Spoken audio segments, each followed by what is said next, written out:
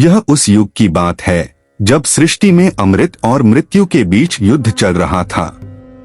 देवता कमजोर हो चुके थे, दानव शक्ति के नशे में चूर थे। देवताओं ने ब्रह्मा जी और विष्णु जी से प्रार्थना की। विष्णु जी बोले, यदि अमृत चाहिए तो समुद्र मंथन करना होगा।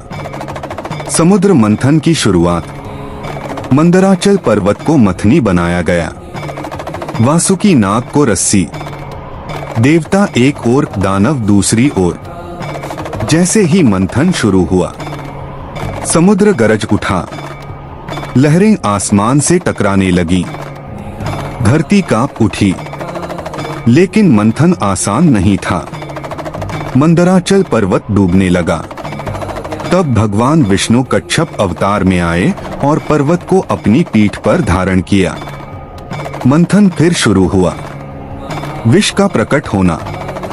सब अमृत की प्रतीक्षा कर रहे थे, पर अचानक समुद्र से निकला एक भयानक धुआं, आग जैसी लपटें और मृत्यु की गंध।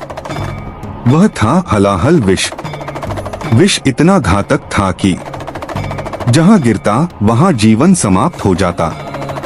पेड़ सूखने लगे, नदियां उबलने लगीं, आकाश काला पड़ गया। देवता डर गए, दानव भाग खड़े हुए। किसी में उसे रोकने का साहस नहीं था। महादेव का स्मरण। तब ब्रह्मा जी बोले, अब केवल एक ही हैं जो सृष्टि को बचा सकते हैं। सब एक स्वर में बोले, महादेव। कैलाश पर्वत पर महादेव ध्यान में लीन थे। उनके चारों ओर शांति थी, पर सृष्टि जल रही थी। पार्वती जी व्याकुल होकर बोली, नाथ, संसार संकट में है। महादेव ने आंखें खोली। उनकी दृष्टि में करुणा थी, क्रोध नहीं। वे बोले, यदि संसार को बचाने के लिए मुझे पीड़ा सहनी पड़े तो यह मेरे लिए सौभाग्य है। विष पीने का निर्णय। महादेव समुद्र तट पर पहुंचे। चारों ओर मृत्यु का तांडव था।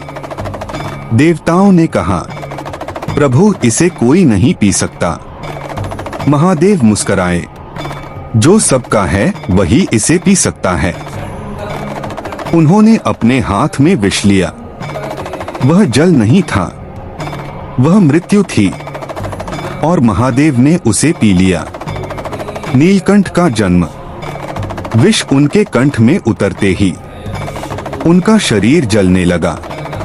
पार्वती जी ने तुरंत उनका गला पकड़ लिया। नाथ, इसे नीचे मत जाने दीजिए। विष कंठ में ही रुक गया। उनका गला नीला हो गया। दर्द असहनीय था, लेकिन महादेव मौन थे। देवताओं ने जल, गंगाजल, औषधियां अर्पित की। नागदेव ने अपने फन से हवा की। चंद्रमा ने शीतलता दी। तब महादेव कहलाए। नीलकंठ महादेव। त्याग की महिमा। महादेव बोले, जो पीड़ा से भागता है वह कभी महान नहीं बनता।